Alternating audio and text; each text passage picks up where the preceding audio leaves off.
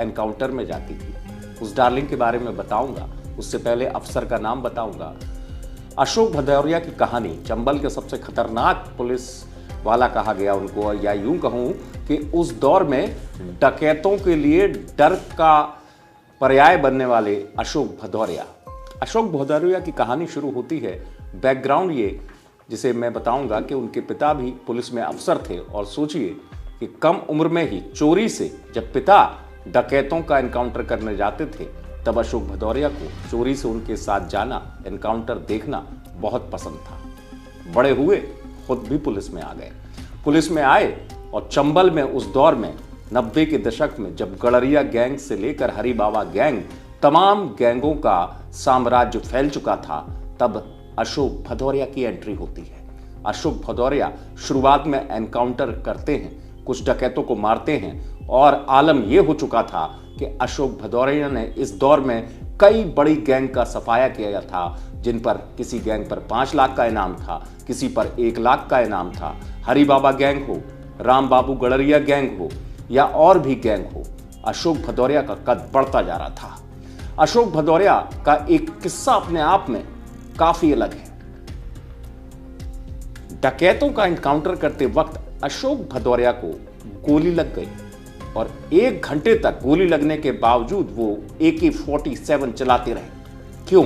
सुनिए। बाग में करीबन 33 साल की सर्विस रही है, और जहाँ तक डकैतों के इनकाउंटर की बात है तो वहाँ 116 तक तो याद है, 116 इनकाउंटर तो कर चुके हैं, और बाकी और गिनती और भी छोट-मोट कुछ हो तो उनको पता नहीं। तो मैंने ये AK-47 लेके सामने ही ललकारा, मैंने कि अगर इसमें गैंग हो या आप लोग चारों तरफ से घिर गए हो, आप लोग समर्पण कर दीजिए।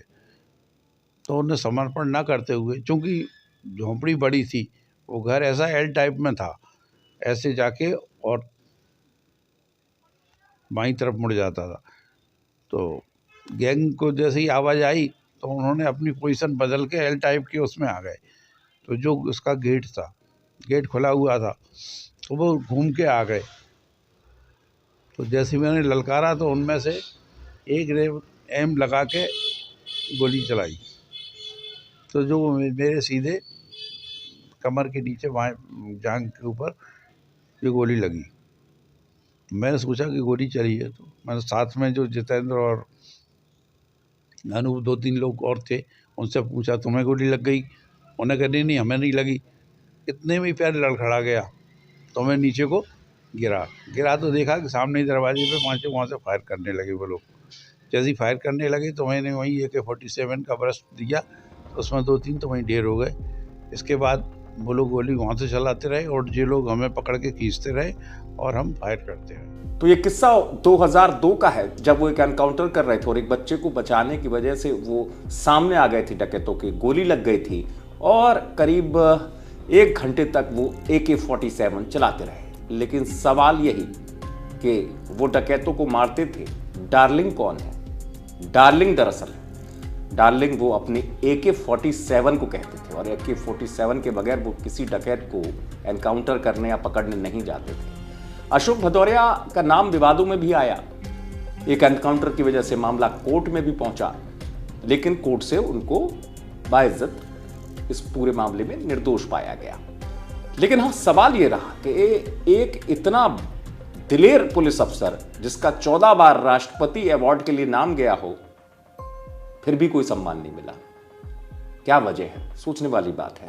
ठीक है, विवाद जुड़ते हैं, किससे जुड़ते हैं, और हर उस पुलिस अफसर के साथ जो या तो बड़ा एनकाउंटर स्पेशलिस्ट होता है या जिसका खौफ होता है बदमाशों में, उसके साथ विवाद जुड़ते हैं, चाहे अनचाहे। लेकिन फिर भी अशोक भदौरिया उस दौर में डकैतों के लिए सबसे बड़ा डर बन चुके थे। यही वजह है कि अशोक भदौरिया के नाम से डकैत कांपने लगे थे।